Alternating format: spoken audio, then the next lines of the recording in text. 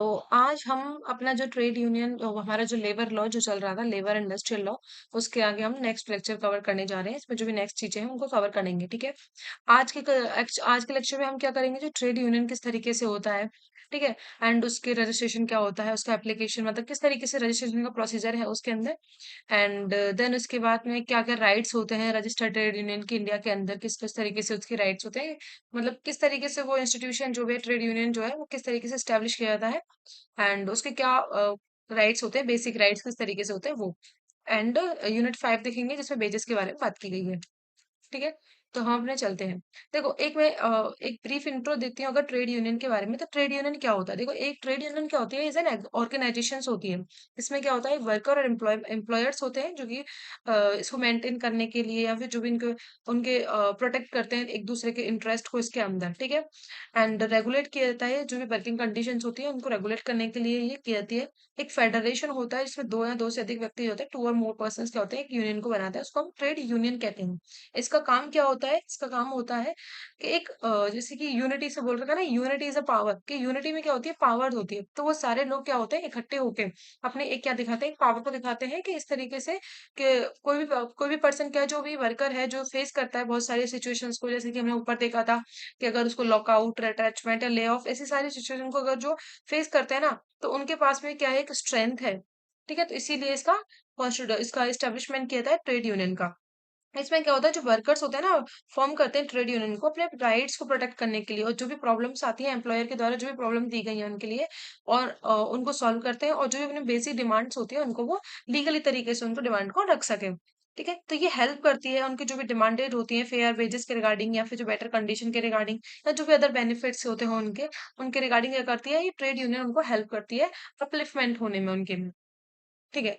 देखो क्या बोल रखा है, the question is describe the provisions of the trade union act 1926। इसके प्रोविजंस के बारे में हमें बात करनी है कि किस तरीके से ट्रेड यूनियन क्या, एक्ट के अंदर ट्रेड यूनियन क्या होता है, एंड इसका रजिस्ट्रेशन का प्रोसीजर क्या होता है, ठीक है। ये सारी चीजें हम इसमें देखेंगे relating to the registration. Registration के बारे में होता है, उससे पहले हम एक इंट्रोडक्शन देखेंगे कि ट्रेड यूनियन होता क्या है। तो देखो, unity is a power in the traditional proverb, ठीक है। यूनिटी को हम क्या मानते हैं, एक पावर मानते हैं कि अगर लोग जो है अकेले जैसे काम नहीं कर सकता, अकेले व्यक्ति से जो काम नहीं हो सकता, अगर उसको यूनिटी के द्वारा किया जाता है, तो ये क्या होती है, एक पावर होती है। जैसे कि हम पहले टाइम पे एक स्टोरी देखते थे स्ट्रेंथ वाली, उसमें भी यूनिटी इज पावर था, उसका जो भी मेन पर्पस निकल के आता था वो यूनिटी इज पावर है, कि एक लकड़ी को तोड़ के कुछ नहीं हो सकता है, मतलब एक लकड़ी को हम आसानी से तोड़ सकते हैं, लेकिन अगर एक गट्ठर बना दिया जाए लकड़ियों का तो उसको नहीं तोड़ सकते। तो वही कहता है यूनिटी इज अ पावर, ठीक। An act which can not be done by a single person, जो भी एक एक्ट है वो एक सिंगल पर्सन के द्वारा नहीं किया जा सकता, तो कैन भी परफॉर्म कर सकते हैं उसको ग्रुप के द्वारा, ठीक है। जब कोई भी एक्ट है जो कि एक सिंगल पर्सन नहीं कर सकता, तो उसको जो है परफॉर्म किया जाता है ग्रुप ऑफ पर्संस के द्वारा। तो this concept has give the birth of the trade union. तो इस कंसेप्ट से हमारे किसका जन्म होता है, ट्रेड यूनियन का जन्म होता है। The success of the industry depend upon the capital and labour. जो भी इंडस्ट्री की सक्सेस होती है ना, कि कोई इंडस्ट्री कितनी सक्सेसफुल है कितनी नहीं है, ये उसकी कैपिटल एंड लेबर के ऊपर डिपेंड करती है। The source of the two are employer, इसके सोर्सेस क्या होते हैं, एम्प्लॉयर एंड वर्कमैन होते हैं। Although the coordination is expected between the two, इनके बीच में हम क्या करते हैं, एक्सपेक्ट करते हैं कि इनके बीच में क्या रहे, वर्कमैन और जो भी हमारे एम्प्लॉयर है उनके बीच में कोऑर्डिनेशन रहे। बट लेकिन ऐसा होता है कि situation arise when conflict arise between them, लेकिन अगर कोई सिचुएशन ऐसी आ जाती है जिसके बीच में क्या हो जाता है, दोनों के बीच में क्या होता है, कन्फ्लिक्ट हो जाते हैं। तो व्हेन एम्प्लॉयर एक्सप्लॉइट कर देता है अपने वर्कमैन को टू, और वर्कमैन को एक्सप्लॉइट कर देता है, और do not accept their demand, या फिर उनकी डिमांड्स को एक्सेप्ट नहीं करते हैं, देन वर्कमैन कैन इन्फोर्स कर सकते हैं अपने देयर डिमांड्स को थ्रू द ट्रेड यूनियन के द्वारा, वो क्या कर सकते हैं, अपनी डिमांड्स को इन्फोर्स करवा सकते हैं। This is the importance of the trade union, यही क्या उसकी इंपॉर्टेंस है कि ट्रेड यूनियन का पर्पस बेसिक क्या होता है, कि जो वर्कमेंस होते हैं जिनकी बेसिक नीड्स को कंप्लीट, जिनकी बेसिक नीड्स होती हैं या जो उनकी डिमांड्स होते हैं उनको फुलफिल नहीं किया जाता है, तो वो ट्रेड यूनियन को फॉर्म करते हैं। क्योंकि एक वो हमने जो ऊपर कंसेप्ट पढ़ा था कि एकता में ही क्या होती है, शक्ति होती है, ठीक है। इसका सेक्शन 2H क्या बात करता है, इसकी डेफिनेशन के बारे में बात करता है कि ट्रेड यूनियन बेसिकली होता क्या है, किसको हम बोलते हैं। तो section 2H of the trade union act 1926 define the trade union. According to it, trade union means a combination, means any combination, कोई भी कॉम्बिनेशन है, वेदर टेम्परेरी हो सकता है या फिर परमानेंट हो सकता है। कैसा हो सकता है, टेम्परेरी या परमानेंट हो सकता है। Which shall be formed for the purpose of regulating the relation between the workman and the employer जो कि रिलेशन को क्या करता है, रेगुलेट करता है, कौन से रिलेशंस को, वर्कमैन एम्प्लॉयर के, या फिर वर्कमैन एंड वर्कमैन के रिलेशनशिप को, या फिर एम्प्लॉयर एंड एम्प्लॉयर के रिलेशनशिप को क्या करता है, ये रेगुलेट करता है। इसका पर्पस क्या होता है फॉर्म करने का, कि ये रेगुलेट करता है relation between workman employer, workman and workman, employer and workman, और इम्पोजिंग करता है restrictive conditions on the conduct of any trade और बिजनेस। कोई भी ट्रेड या बिजनेस करने से क्या करता है, ये रिस्ट्रिक्शंस लगाता है, उसके ऊपर रिस्ट्रिक्ट कर इम्पोज करता है कुछ conditions. Any federation of two or more person is include under it. अब देखो इसमें और किस चीज को इंक्लूड किया गया है, कोई भी फेडरेशन होती है दो या दो से अधिक व्यक्तियों की, तो उसको क्या बोलते हैं, उसको भी हम ट्रेड यूनियन के अंदर लेते हैं। ठीक है, तो ये हो गया। देन इसके बाद में ट्रेड यूनियन कंप्लीट हो गया। देन इसके बाद हम देखते हैं कि प्रोसीजर क्या है, रजिस्ट्रेशन किस तरीके से होता है इसमें। तो सेक्शन जो 3 से लेके 9 तक के जो प्रोसीजर है, वो सेक्शन जो प्रोविजन है वो डील करते हैं कि what is a way to register a trade union under this act. ठीक है, तो सेक्शन 3 to 4 इसमें डिस्कस किया गया है। Trade union act 1926 provide for the registration of the trade union. Prior to the proceed further, it will be appropriate to mention here that the trade union is a registered under section 3 by the registrar। ठीक है, इसको पहले register करना पड़ता है किसके पास में, registrar के पास में, एज पर द सेक्शन 3 के अकॉर्डिंग उसको रजिस्ट्रार के पास रजिस्टर करना होता है। The appropriate government shall appoint additional registrar और सब रजिस्ट्रार। एडिशनल गवर्नमेंट को अगर लगता है तो वो क्या कर सकती है, जो एडिशनल रजिस्ट्रार होते हैं, सब रजिस्ट्रार्स होते हैं, उनको अपॉइंट कर सकती है। The procedure of registration is following. तो इस तरीके से क्या हो रखा है, हमारा रजिस्ट्रेशन होता है। और किस तरीके से प्रोसीजर क्या है उसका, ये हम आगे देखते हैं। देखो फर्स्ट बोलता है कि एप्लीकेशन, एन एप्लीकेशन, एक एप्लीकेशन होनी चाहिए पहले। An application should be send to the registrar in which 7 or more member of such union must subscribe their name. जो भी यूनियन है ना, उसमें से कम 7 लिया उससे ज्यादा लोगों को क्या आना चाहिए, उसमें सब्सक्राइब करना चाहिए अपने नाम को, उसपे अपना नाम लिखना चाहिए उसके ऊपर। It is required that the member applying shall be contested to the rules of the sorry consented to the rules of the trade union. जो भी मेंबर जो उस पे रिक्वायर मेंबर है ना, वो जो भी मेंबर है वो क्या करेंगे, जो भी कंसेंट होंगे, कंसेंटेड जो भी रूल्स वगैरह होंगे उनको क्या करेंगे, अप्लाई करेंगे अपने ट्रेड यूनियन के अंदर। And put the sign on the rules, और जो भी रूल्स वगैरह है उन पे क्या करेंगे, अपने सिग्नेचर्स करेंगे। ठीक है, it is also required that at least 100 members or 10% of the total member of the workmen employed in the industry or establishment shall be the member of the trade union on the date of application। तो जिस दिन application किया है उस दिन कम से कम 100 member या फिर 10%, जितने भी टोटल मेंबर है ना इंडस्ट्री के अंदर जो कि एम्प्लॉयड है उसमें, उसके कम से कम 10% मेंबर्स को उसमें क्या होना चाहिए, जिस टाइम एप्लीकेशन पे एप्लीकेशन लगाई जा रही है, जिस दिन एप्लीकेशन की डेट है ना एप्लीकेशन की, उस दिन कम से कम इतने मेंबर्स को उसका क्या होना चाहिए, उसको उसमें पार्टिसिपेट होना चाहिए, उसमें एटलीस्ट इतने मेंबर तो होने ही चाहिए उस ट्रेड यूनियन के अंदर। ठीक है, if more than half of the member who applied for registration cease to be a member of the trade union or dissociated themselves by giving a notice to the registrar, the application shall deem to be the become invalid। अगर ऐसा होता है आगे future में जाके trade union register हो गई, सारी चीजें हो गई, अगर मोर देन हाफ, अगर हाफ से ज्यादा भी व्यक्ति मेंबर जो होते हैं जिसने अप्लाइड किया था रजिस्ट्रेशन के टाइम पे, जैसे मान लो कि कोई इंडस्ट्री है जिसके अंदर 100 वर्कर्स हैं, तो 50 वर्कर्स इसमें ट्रेड यूनियन में, 50 या 20 वर्कर्स जो है ट्रेड जो भी यूनियन है उसमें क्या है, पार्टिसिपेट कर चुके हैं। अब वो क्या है, वो जो भी जो मेंबर थे रजिस्ट्रेशन के टाइम पर, एप्लीकेशन जब दी थी उस टाइम पे जो मेंबर थे 20, उनमें से क्या है, या तो 15 जो क्या हो चुके हैं उसमें से सीज्ड हो चुके हैं as a member of the trade union. ठीक है, किसी वजह से हो गया, उनको रिट्रेंच कर दिया, किसी वजह से हो गया वो अब वो इंडस्ट्री में वर्कमैन की तरह काम नहीं कर रहे हैं, किसी वजह से अगर वो सीज्ड हो गए हैं to be a member of trade union, तो क्या कर दिया जाएगा, वो क्या देंगे, नोटिस देंगे। ठीक है, वो क्या देंगे, वो एक नोटिस देंगे, किसको नोटिस देंगे, वो रजिस्ट्रार के लिए नोटिस दिया जाएगा। The application shall deem to be the invalid. तो एप्लीकेशन क्या हो जाएगी, हमारी इनवैलिड हो जाएगी एज पर द सेक्शन 4 के अकॉर्डिंग। ठीक है, रजिस्ट्रेशन का प्रोसीजर फर्स्ट क्या बोलता है, एप्लीकेशन, एप्लीकेशन कहाँ देते हैं, सेक्शन 4 के अंदर देते हैं हम। ठीक है, जिसमें ये सारी चीजें बोल रखा है कि अगर कोई भी रजिस्ट्रेशन हमने जब करवाना है तो कम से कम जो जितने भी मेंबर्स हैं, कम से कम 7 या उससे ज्यादा मेंबर्स को उसमें क्या होना चाहिए, अपना नाम सब्सक्राइब करना चाहिए। एंड देन उस पर सिग्नेचर्स करेंगे, वो भी जो भी रूल्स होंगे, जो भी रूल्स लगाए होंगे उनको उनको कंसेंट देनी होगी उनको। एंड एप्लीकेशन के टाइम पे कम से कम 100 मेंबर्स या 10% of the total number of the workman employed in the industry establishment, जितने भी हैं उसमें उतने मेंबर्स को उसमें 10% या 100 मेंबर्स होने चाहिए उसके एप्लीकेशन के टाइम पे मेंबर मेंबर होने चाहिए ट्रेड यूनियन के। अगर उनमें से फ्यूचर में कभी ऐसा होता है, सिचुएशन ऐसी आ जाती है कि मोर देन हाफ मेंबर्स उसमें से सीज्ड हो जाते हैं to be a member of trade union, तो वो क्या करेंगे, नोटिस देंगे रजिस्ट्रार के लिए, एंड वो क्या हो जाएंगे, जो भी एप्लीकेशन है वो क्या हो जाएगी, इनवैलिड हो जाएगी। ठीक है। सेकंड बोलता है कंटेंट ऑफ एप्लीकेशन, कंटेंट क्या होगा एप्लीकेशन का। तो सेक्शन 5 बोलता है the act provides that the application shall be accompanied with a copy of the rule of the trade union. जो ट्रेड यूनियन के जो रूल डिसाइड किएगा ना, उसकी जो कॉपी होगी वो उसके ऊपर अटैच की जाएगी, उसके साथ में, एप्लीकेशन के साथ में। And a statement of the following particulars, और ये सारे जो भी पर्टिकुलर्स है इनका स्टेटमेंट होगा, जैसे कि the name, occupation and address of the members making the application. जो एप्लीकेशन में मेंबर्स हैं उनका नेम, ऑक्यूपेशन, उनका एड्रेस क्या है, वो सारी डिटेल्स होंगी। The name of the trade union and the address of its head office, trade union का क्या नाम रखा गया है वो होगा उसमें। एंड उसका जो भी हेड ऑफिस बनाया जाएगा उसका ऑफिस कहाँ होगा, ये सारी चीजें उसमें होंगी।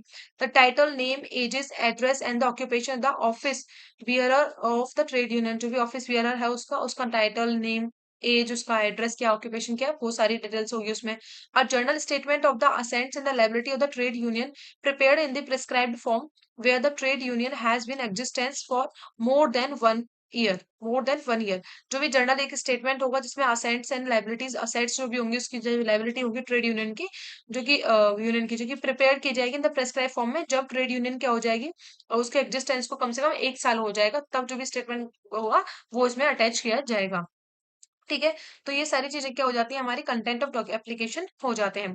क्या क्या है इसके अंदर, एक तो ये देखो, जो हम रूल्स जो हमने ऊपर कंसेंट दिए जिन रूल्स के रिगार्डिंग ट्रेड यूनियन के जो रूल्स हैं उसकी एक कॉपी होगी।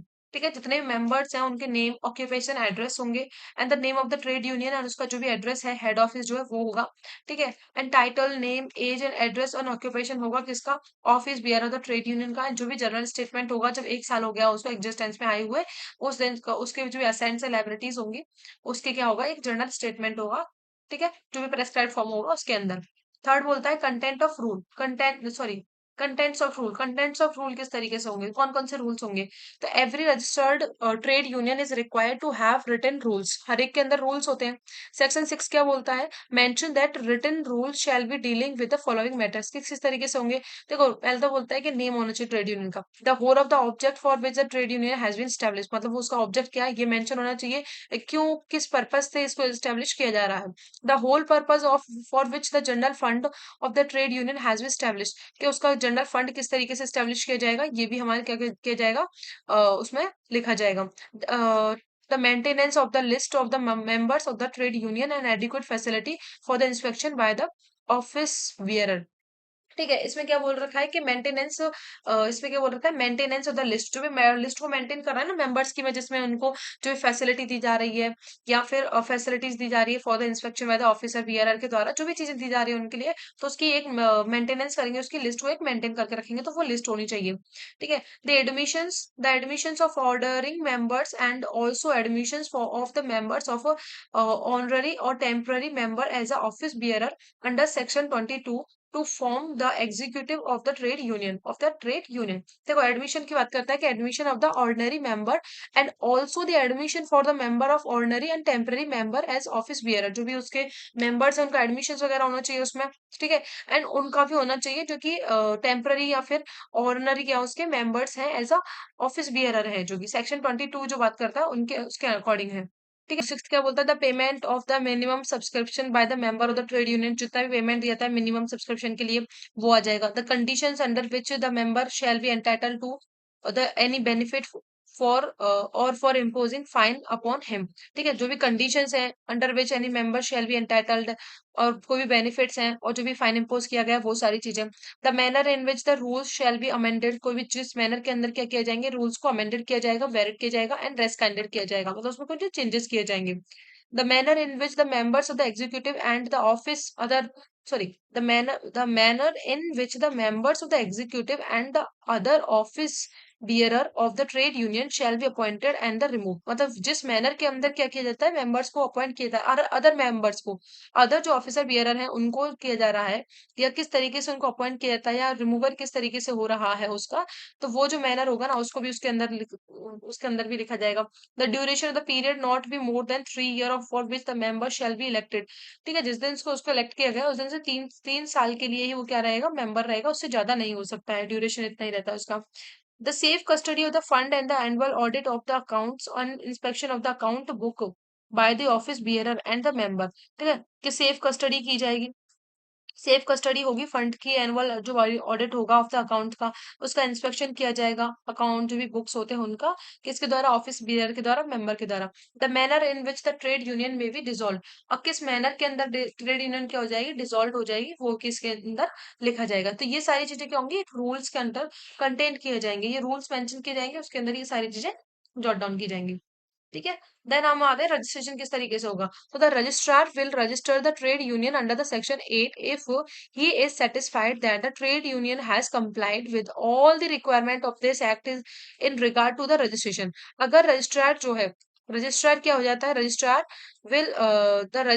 Will register the trade union under the section 8 के अंदर क्या करेगा, उसको रजिस्टर करेगा। अगर वो सेटिस्फाइड हो जाता है कि जो भी ट्रेड यूनियन है हैज कंप्लाइंट कर रही है, कंप्लाई कर रही है जितनी भी रिक्वायरमेंट है इस एक्ट की, in regard to the registration के रिगार्डिंग जितनी भी रिक्वायरमेंट है उन सबको अगर वो फुलफिल कर रही है, तो वो क्या कर लेगा, उसको रजिस्टर कर लेगा।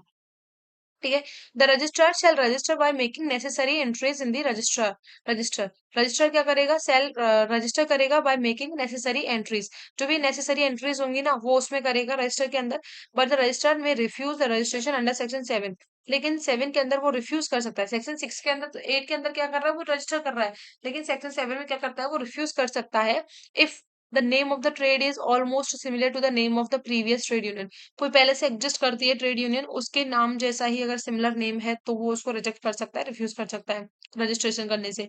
The name so resemble with the previous trade union that is likely to deceive the public or the member of either trade union. देखो, मतलब इस तरीके का नाम उसने लिया है जो कि रिजेंबल करता है किसी प्रीवियस ट्रेड यूनियन से, जो कि लाइकली टू डिसीव कर चुकी है पब्लिक को और member of the either trade union, जो कि क्या कर, जिस नाम से लिया है ना वो पहले किसी एग्जिस्टिंग ट्रेड यूनियन के नाम से क्या करता है, रिजेंबल करता है। और वो क्या करेगा, उसने क्या किसी पर जो भी पब्लिक है या फिर जो मेंबर है ट्रेड यूनियन को, उनको क्या कहता है, डिसीव किया था उसने।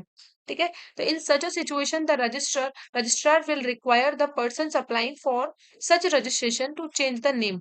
तो इसमें क्या बोल रखा है, सिचुएशन के अंदर रजिस्ट्रार क्या करेगा, उस पर्सन को बोलेगा कि आप जो है for applying for the registration, अगर आपको अप्लाई करना है रजिस्ट्रेशन के लिए तो आप क्या कीजिए, इसमें चेंजेस कर दीजिए नाम के अंदर, जो भी ट्रेड यूनियन है आपका इसमें रजिस्ट्रेशन में, जो उसका नाम क्या कर दीजिए, चेंज कर दीजिए। ठीक है, देन क्या बोलता है, सर्टिफिकेट, सर्टिफिकेशन के बारे में बात करते हैं। इसमें बोल रखा है the registrar on registering a trade union shall issue a certificate. जब रजिस्ट्रार क्या कर देता है, रजिस्टर कर लेता है ट्रेड यूनियन को, क्या कर लेता है, जब वो रजिस्टर कर लेता है तो वो क्या इशू करता है, सर्टिफिकेट इशू करता है of the registration in the prescribed form which shall be the conclusive evidence. इसको क्या मानेंगे हम, जो सर्टिफिकेट होगा कंक्लूसिव एविडेंस होगा that the trade union has been duly registered under this act. ठीक है, ये किस बात का कंक्लूसिव प्रूफ एविडेंस रहेगा, कि जो हमारी ट्रेड यूनियन है वो रजिस्टर्ड हो सकती है, अंडर हो चुकी है, ठीक है, अंडर दिस एक्ट के अंदर। Here it is to be mention that if no action is taken by the registrar after passing a more than 3 months period from the date of the receipt of the application, then writ under section article 226 can be presented and under the writ may order the registration। देखो इसमें क्या बोलता है, here it is to be mentioned that if no action is taken by the registrar, जैसे कि उसने application submit की, उसने सारी रूल्स वगैरह सारी चीजें मेंशन की, लेकिन अगर फिर भी कोई एक्शन नहीं लिया जा रहा है किसके द्वारा, रजिस्ट्रार उस पर रजिस्ट्रेशन नहीं कर रहा है, after passing a more than, कितना टाइम हो चुका है, 3 महीने गुजर चुके हैं from the date of the receipt of the application, जिस दिन एप्लीकेशन सबमिट की थी उस दिन से 3 महीने निकल चुके हैं, लेकिन रजिस्ट्रार उस पर क्या कोई एक्शन नहीं ले रहा है, तो क्या करेगा वो जो भी एप्लीकेंट होगा वो क्या करेगा, देन रिट फाइल करेगा आर्टिकल 226 में हम कहा जाते हैं, कोर्ट के पास जाते हैं। ठीक है, can be presented under the, can be present कर सकता है वो अंडर द रिट एज में भी, उसको जो भी ऑर्डर है ना उसको रजिस्टर करवाने के लिए क्या कर सकता है वो, रिट फाइल कर सकता है अंडर अंडर आर्टिकल 226 के अंदर। ठीक है, ये यहाँ पे क्लियर होगा। देखो नेक्स्ट क्या बोलता है कि रजिस्ट्रेशन जो होगा ना, the registration is not compulsory under the trade union act, that is it is voluntarily but registration have several advantage. मतलब इसमें कंपलसरी नहीं कि आपको रजिस्ट्रेशन करवाना है ट्रेड यूनियन का, ठीक है, लेकिन इससे क्या होता है, एक वॉलंटरी क्या होता है, सेवरल एडवांटेजेस मिलते हैं इससे। ठीक है, जैसे कि registered trade union and its member become entitled to several benefits.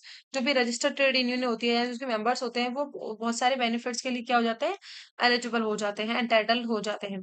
They obtain the several privileges मिल सकती है उनको, and they obtain the several immunities उनको प्रोवाइड की जा सकती हैं। ठीक है।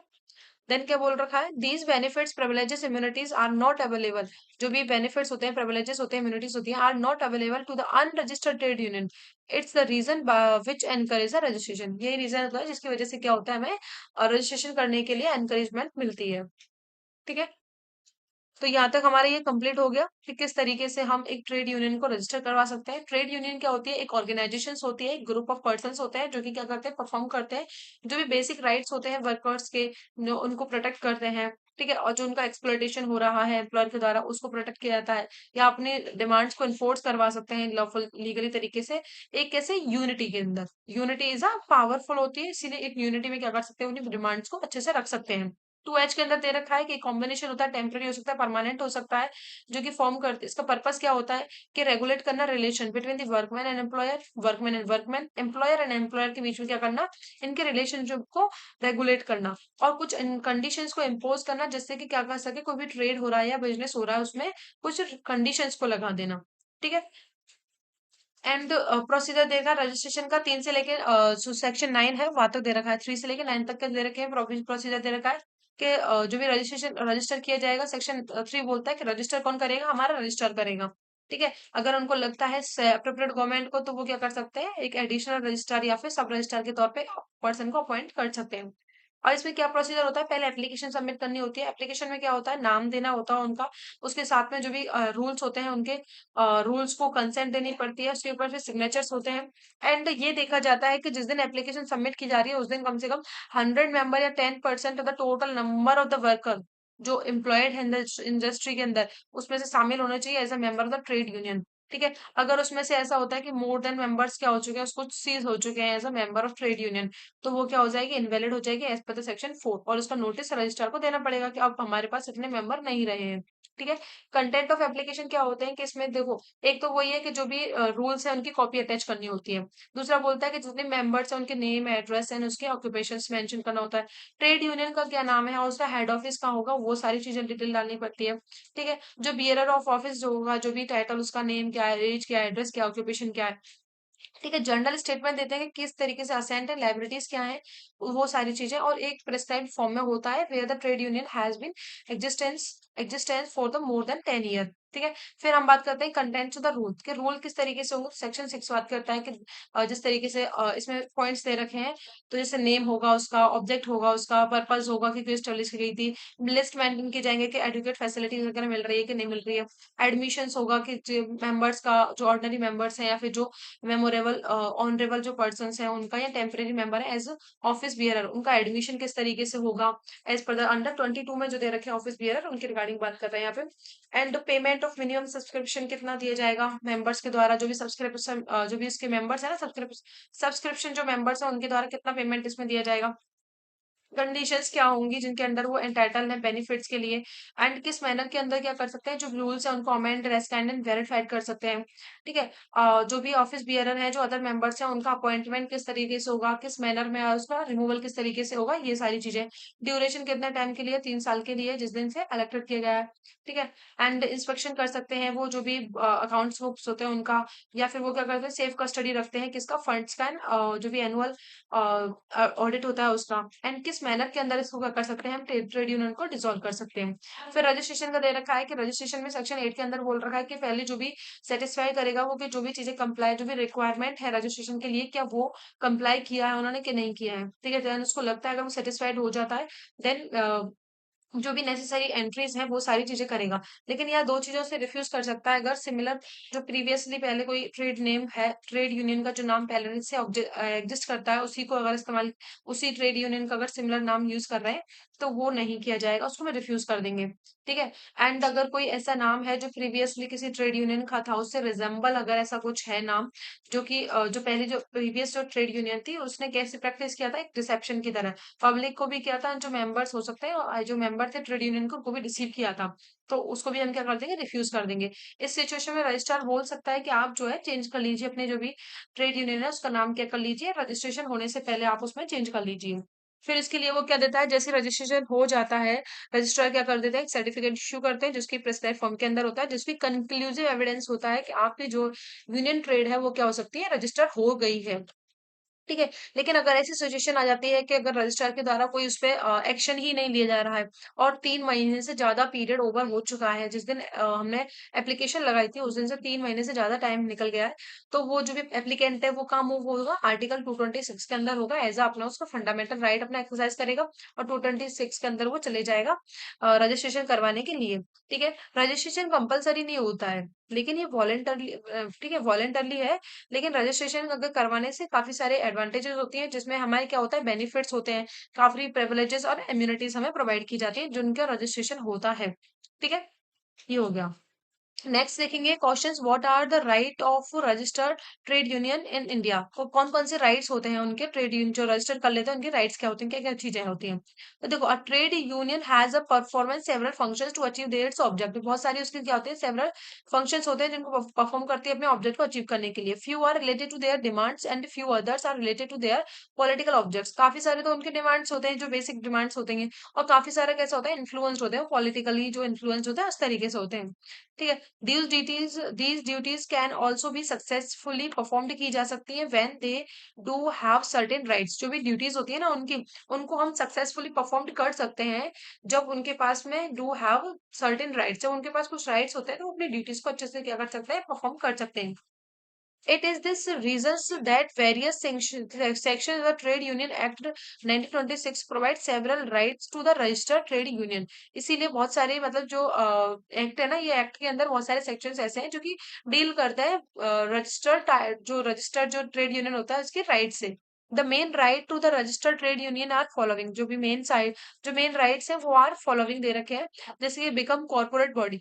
द फर्स्ट बेनिफिट क्या होता है इसका, द फर्स्ट बेनिफिट और द राइट क्या होता है रजिस्टर्ड ट्रेड यूनियन का, is becoming a corporate body. वो क्या बन जाती है, कॉर्पोरेट बॉडी बन जाती है under the section 13 of the trade union act, provide the following rights. अब उसमें कौन कौन सी, जब वो एक कॉर्पोरेट बॉडी बन जाती है ना, तो उसमें क्या क्या आ जाते हैं हमारे, ये सारे राइट्स आ जाते हैं, जैसे कि trade union can become a corporate body, obtain the common successions. ठीक है। Successions and that is it does not terminate on the death of the any member. ठीक है। इसमें क्या होता है, ऑप्टेन कर लेते हैं कॉमन सक्सेशन। ऐसे नहीं कि जिस व्यक्ति ने मेनली फ्रेम किया था इसको, अगर वो चला जाता है, टर्मिनेट हो जाता है उसका, ठीक है, टर्मिनेशन नहीं होगा। अब डेथ हो जाती है ना किसी की, तो उसका टर्मिनेशन नहीं होगा on the death of any member. किसी एक व्यक्ति के डेथ पे क्या हो जाएगा, बाकी इसका मेंबर्स का जो क्या नहीं होगा, टर्मिनेशन नहीं होगा। It has a common seal है इसके अंदर, एंड इट कैन बाय और retain movable immovable property in its own name. ठीक है। जो भी रजिस्टर होती है ना ट्रेड यूनियन, वो क्या कर सकती है, कोई भी मूवेबल प्रॉपर्टी को या इमूवेबल प्रॉपर्टी को ऑप्टेन कर सकती है उस ट्रेड यूनियन के नेम पर। एंड इट कैन कॉन्ट्रैक्ट कर सकती है through its agent and can sue or be sued in its name. ठीक है। अब ये कॉर्पोरेट जब बॉडी बन गई है ना, तो ये क्या कर सकते हैं, ट्रेड यूनियन क्या कर सकती है, जो भी पर्टिकुलर ट्रेड यूनियन जिस भी नेम से है वो उस नाम से क्या कर सकती है, उसके ऊपर किसी के ऊपर केस फाइल कर सकती है, और न्यूज के ऊपर भी केस फाइल हो सकता है। ठीक है। Clearly the above rights of the registered trade union are too important। Harley and Lane Limited versus Chilton 1928 and the Campbell versus Thomson 1953 का जो केस था, it was held that any unregistered firm cannot be sued for the tort, nor any member can be sued in the representative suit। Such member can be personally sued। जो member है वो personally sue कर सकता है, लेकिन उस representative में नहीं कर सकता, representation करके नहीं कर सकता उस firm का, trade union का। Actually unregistered trade union is an optional organization होती है of the persons की, and it has no corporate, उसकी corporate existence नहीं होती है। इसीलिए क्या नहीं कर सकते, वो किसी के अगेंस्ट में sue नहीं कर सकते और उनके ऊपर भी क्या के कोई भी केस फाइल नहीं किया सकता। और ये जितने भी राइट्स हैं एज अ कॉर्पोरेट बॉडी के तौर पे, वो उनको अचीव नहीं कर सकते हैं। नेक्स्ट है right to represent. Next right कौन सा है? Right to represent. Any trade dispute could be represented only by the registered trade union. जितने भी क्या होते हैं, कोई भी अगर ट्रेड डिस्प्यूट हो जाता है तो उसको सिर्फ और सिर्फ किसी रजिस्टर्ड ट्रेड यूनियन के द्वारा ही रिप्रेजेंट किया जाएगा। सच यूनियन और it's office bearer can only represent in such a disputes. वही क्या कर सकते हैं, उसमें रिप्रेजेंट कर सकते हैं। The right of collective bargaining is also only to the registered. और जो भी कलेक्टिव बार्गेनिंग का जो भी हमारा क्या होता है, राइट होता है, वो भी किसके लिए होता है? हमारे रजिस्टर्ड ट्रेड यूनियन के लिए ही होता है। नेक्स्ट है राइट टू क्रिएट फंड्स। और रजिस्टर्ड ट्रेड यूनियन क्या कर सकती है? क्रिएट कर सकती है fund for the spending monies and object mention in the section 15। Section 15 में जो दे उसका भी जो भी ऑब्जेक्ट दे रखा है ना, जो सेक्शन 15 है उसके ऑब्जेक्ट को अचीव करने के लिए क्या कर सकती है? वो स्पेंडिंग कर सकती है, मनीज वगैरह को क्रिएट कर सकती है, फंड वगैरह को। ठीक है। अब इसमें क्या बोल रखा है? The similarly a registered trade union can create a political fund. क्या कर सकती है? वो एक क्रिएट कर सकती है पॉलिटिकल फंड। किसके लिए? Collection of the money, collection of the money collect करने के लिए on achieving the political object under the section 16। ठीक है। देखो इसमें क्या बोल रखा है कि जो भी ट्रेड यूनियन जो रजिस्टर्ड होते हैं, रजिस्टर्ड ट्रेड यूनियन होती है ना, वो क्या होती है? कैन क्रिएट कर सकती है फंड, फंड वगैरह क्रिएट कर सकती है फॉर स्पेंडिंग मनी, मनी जो स्पेंड करने के लिए। एंड जो ऑब्जेक्ट मेंशन है 15 के अंदर, अब देखो उसके अंदर कौन से ऑब्जेक्ट मेंशन होते हैं? ये जो सेक्शन जो 15 है ना, ये किसके बारे में बात करता है? जनरल फंड के बारे में बात करता है कि जनरल फंड होता है रजिस्टर्ड ट्रेड यूनियन क्या होता है।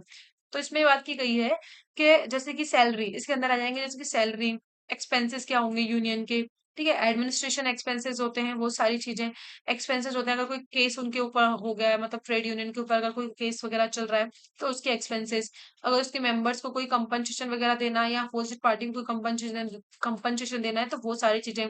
ठीक है। एंड वेलफेयर, जो भी मेंबर्स हैं उनका वेलफेयर के लिए, जैसे कि उनको एजुकेशन प्रोवाइड करानी है, मेडिकल एड देना है, या फिर किसी भी तरीके का ट्रेनिंग प्रोग्राम चलाना है, जो भी चीजें। ठीक है। जो भी उनकी बुक्स हैं, जर्नल्स हैं, न्यूज लेटर्स हैं, उनको पब्लिश कराने में जो भी एक्सपेंसेस होते हैं, वो सारी चीजें। ठीक है।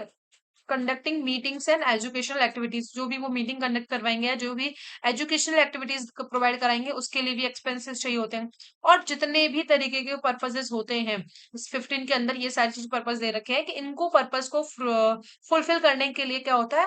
एक जनरल फंड की आवश्यकता होती है, तो वो भी कौन कर सकता है? ट्रेड यूनियन क्रिएट कर सकता है। ठीक है। नेक्स्ट क्या बोल रखा है? Similarly a registered trade union can create कर सकती है क्या? एक पॉलिटिकल फंड। पॉलिटिकल फंड भी क्रिएट कर सकती है, जो कि हमारा कौन सेक्शन 16 डील करता है इसके बारे में। इसमें क्या करते हैं? For collecting the money to spend on achieving the political political object, जो भी उनके पॉलिटिकल ऑब्जेक्ट है उनको अचीव करने के लिए क्या कर सकते हैं? मनी को कलेक्ट कर सकते हैं। जैसे कि इसमें आते हैं, जैसे कि जो भी फंड है जो पॉलिटिकल एक्टिविटीज, जैसे कि सपोर्टिंग करना किसी पॉलिटिकल कैंडिडेट को, इलेक्शन कैंपेन वगैरह चलाना, ठीक है, एंड पॉलिटिकल मीटिंग करना, पब्लिकेशंस करना, कंट्रीब्यूशन करना उस फंड के वगैरह में। तो ये सारी चीजें किसके अंदर आ जाती है? हमारे 16 के अंदर आ जाती हैं।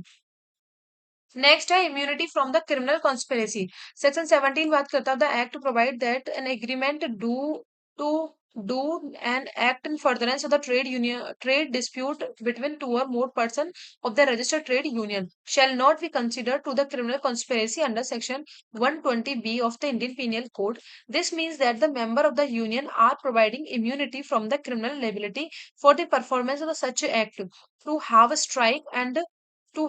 strike or not allow the other member to perform their work are good example। देखो इसमें क्या बोल रखा है? एज पर द सेक्शन 17 में बोल रखा है एक्ट के में कि अगर कोई एग्रीमेंट होता है, दो या दो जो भी एग्रीमेंट हो रहा है, जो भी एक्ट कर रहे हैं वो ट्रेड यूनियन के टाइम पे, ट्रेड डिस्प्यूट में जो भी एक्ट वगैरह हो रहा है फर्दरेंस में, जो भी एग्रीमेंट हो रहा है ना, उस एग्रीमेंट को हम क्रिमिनल कॉन्स्पिरेसी मान के नहीं चलेंगे। जो भी ट्रेड यूनियन के मेंबर्स होते हैं वो आपस में जो भी बातें करते हैं, जो भी एग्रीमेंट होता है उनके रिगार्डिंग, डिस्प्यूट के रिगार्डिंग, जो भी उनके बीच में क्या होती है, बातें होती हैं, जो भी डिस्कशन होते हैं, जो एग्रीमेंट्स होते हैं, उनको हम क्या नहीं मानेंगे? क्रिमिनल कॉन्स्पिरेसी मान के नहीं चलेंगे, as per the section 120 of the Indian penal code. ठीक है। This means that the member of the union are provided immunity. उनको इम्यूनिटी प्रोवाइड की गई है कि ये जो भी उनका एक्ट होगा, एग्रीमेंट्स होंगे, जो भी परफॉर्मेंस करते हैं वो in the furtherance of the common जो भी ऑब्जेक्ट अचीव करने के लिए, एंड उसको क्या नहीं माना जाएगा? उसको हमारा क्रिमिनल लाइबिलिटीज के अंदर नहीं इंक्लूड किया जाएगा उनकी परफॉर्मेंस को। एंड टू हैव स्ट्राइक और not allow other members to be perform their work are good examples. ठीक है। Immunity from the civil suits, तो एज इम्यूनिटी 17 में तो दे रखी है कि क्रिमिनल कॉन्स्पिरेसी नहीं मानेंगे, ठीक है। 18 में क्या बोल रखी है कि उसको क्या नहीं मानेंगे, सिविल सूट्स के अंदर, ठीक, of the act, provided that, देखो सेक्शन 18 ऑफ द एक्ट क्या करता है, प्रोवाइड कराता है दैट द ऑफिस बियरर और the member of the registered trade union are provided immunity from, उनको इम्यूनिटी दी गई है कि वो सिविल सूट से क्या गई है, इम्यूनिटी दी गई है कि कोई भी उनके ऊपर क्या नहीं किया जाएगा, कोई सिविल सूट फाइल नहीं किया जाएगा। Rohtas Rohtas industry staff union versus state of Bihar 1963 का जो केस है, इसमें बोला गया था Patna high court said that employer has no right to institute a civil institute a right कंपन right sorry no right to institute a suit for the compensation against the workmen for doing illegal strike under section 24 of the Industrial Dispute Act 1947। देखो हमने ये cover किया था कि section 24 के अंदर जो इंडस्ट्रियल डिस्प्यूट एक्ट है, इसमें अगर इलीगल स्ट्राइक होती है तो उसके रिगार्डिंग कोई भी जो एम्प्लॉयर है वो इस बेसिस पे कि इलीगल स्ट्राइक है, इस तरीके से क्या नहीं मांग सकता, वो क्या नहीं कर सकता, कोई सूट इंस्टीट्यूट नहीं कर सकता कि इसमें उसको कंपनसेशन दिया जाए।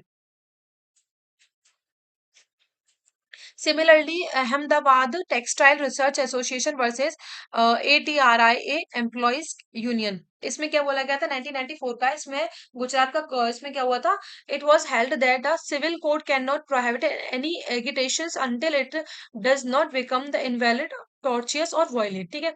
इसमें बोला गया था कि civil code can not prohibit any agitations, जो भी एगिटेशंस है यहाँ पे जो ट्रेड यूनियंस वगैरह है उनको क्या नहीं कर सकते, प्रोहिबिट नहीं कर सकते, इस तरीके की जो भी चीजें हो रही हैं उनको नहीं कर सकते, जब तक कि वो इनवैलिड या टॉर्चेस या वॉयलेट नहीं करती हैं चीजों को, तब तक ये जो भी यूनियंस होते हैं इनको क्या नहीं कर सकते, आप जो क्या नहीं कर सकते, प्रोहिबिट नहीं कर सकते हैं किसी भी चीज के लिए, ठीक है। देन हमारा सिक्स आता है right to inspect accounts book. Section 20 of the act provide that the office bearer और the member of the registered trade union, उनके पास राइट होता है कि वो इंस्पेक्ट कर सकते हैं जो भी अकाउंट बुक्स होती है ट्रेड यूनियन के अंदर, उनको कर सकते हैं। Right to obtain the ownership under the section 21 of the India act provides every minor person above the age of 15 year, ठीक है, और the age of 15 year to have right to become the member of the registered trade union. अगर कोई minor person है above the age of, minor है लेकिन as कितनी है उसकी, 15 ईयर्स से अबव है, तो उसके पास भी राइट होता है कि वो मेंबर बन सकता है रजिस्टर्ड ट्रेड यूनियन का। Such person shall use right of the member, जो भी राइट्स होते हैं मेंबर्स के उनको यूज कर सकता है, एग्जीक्यूट कर सकता है रिटन डॉक्यूमेंट्स को।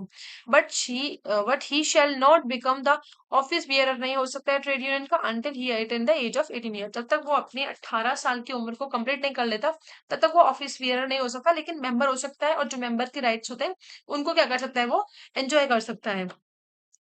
Right to change the name as per the section 23 provides that the trade union right है उनके पास में, क्या कर सकते हैं वो चेंज कर सकते हैं नेम को, such can be done by the consent at least 2/3 members of the trade union, कम से कम 2/3 जो मेंबर्स होते हैं ट्रेड यूनियन के उनकी कंसेंट के बाद ही हम क्या कर सकते हैं, चेंज कर सकते हैं नाम को। Right of amalgamation, amalgamation section 24 क्या बात करता है इसके बारे में, प्रोवाइड दैट टू और मोर पर रजिस्टर्ड ट्रेड यूनियन, दो और दो से जो रजिस्टर्ड ट्रेड यूनियन है, दो या दो से अधिक जो भी हैं, क्या कर सकते हैं, कैन अमलगेट कर सकती हैं to form a one trade union, ठीक है। जैसे कि ऑलरेडी एग्जिस्ट करती है, कोई ए और बी ट्रेड यूनियन है, ठीक है, वो एग्जिस्ट करती है, ए एक ट्रेड यूनियन है, बी दूसरी है, तो वो अमलगमेशन कर सकती है, मतलब अमलगमेशन का मतलब कॉर्पोरेट कर सकती है और एक साथ वो क्या हो सकती है, ज्वाइन हो सकती है, ठीक है। बट एक ही ट्रेड यूनियन फॉर्म करने के लिए अमलगमेट हो सकती है, but it requires that such members of the trade union who have right to vote, at least half of the such members shall record their vote and at least 60% of such record vote shall be in the favor of such personal proposal, sorry, such proposal. देखो इसमें क्या बोल रखा है कि but it require, इसमें requirement क्या होती है कि अमलगमेशन के लिए, कि जितने भी मेंबर्स है ना ट्रेड यूनियन के जिनके पास में वोटिंग का राइट्स होता है, at least half of the such members who shall record there votes, उसमें से क्या कर सकते हैं, जितने भी हाफ होता है जिनके पास में वोटिंग का राइट होता है, मेंबर में ट्रेड यूनियन के अंदर वोटिंग का राइट होता है, उसमें से हाफ मेंबर क्या करेंगे, रिकॉर्ड करेंगे अपने वोट्स को, ठीक है, उनमें से हाफ ही अभी क्या करेंगे, और एटलीस्ट 60% होने चाहिए, ठीक है, कम से कम 60% होने चाहिए रिकॉर्ड वोट्स जो कि उसमें उस प्रपोजल के फेवर में होंगे, तो वह तभी क्या हो सकता है, अमलगमेशन हो सकता है, मतलब इतने लोगों का सपोर्ट होना चाहिए उसके लिए। 10 क्या बोलता है, right to dissolve the member of the registered trade union has right to dissolve the trade union according to the procedure mention in the 27 of the act, ठीक है। उनके पास 27 के अंदर क्या कर सकते हैं, वो उनके पास राइट होता है कि वो डिसॉल्व कर सकते हैं ट्रेड यूनियन को, ठीक है। तो ये हमारे 10 राइट्स हैं, ये कंप्लीट हो चुके हैं। इनको याद करने का एक ही सिंपल सा ट्रिक है, आप जो राइट लिखिए और उसका प्रोविजन लिखिए। बाकी कंसेप्ट तो आप एक बार जब इसको पढ़ेंगे ना, तो क्लियर हो जाएगा कि कौन मतलब कॉर्पोरेट में किस-किस तरीके से होते हैं या फिर रिप्रेजेंटेशन किस तरीके से होता है। तो ये सारी चीज़ें हो जाएँगी अगर आप एक बार क्या करेंगे, जो भी राइट्स हैं इनको एक साइड लिख लें और उनके जो प्रोविजन्स हैं उनको एक साथ लिख लो तो क्लियर हो जाएँगी सारी चीज़ें। ठीक है? तो ये आज के लिए इतना ही है। So thank you. Have a nice day.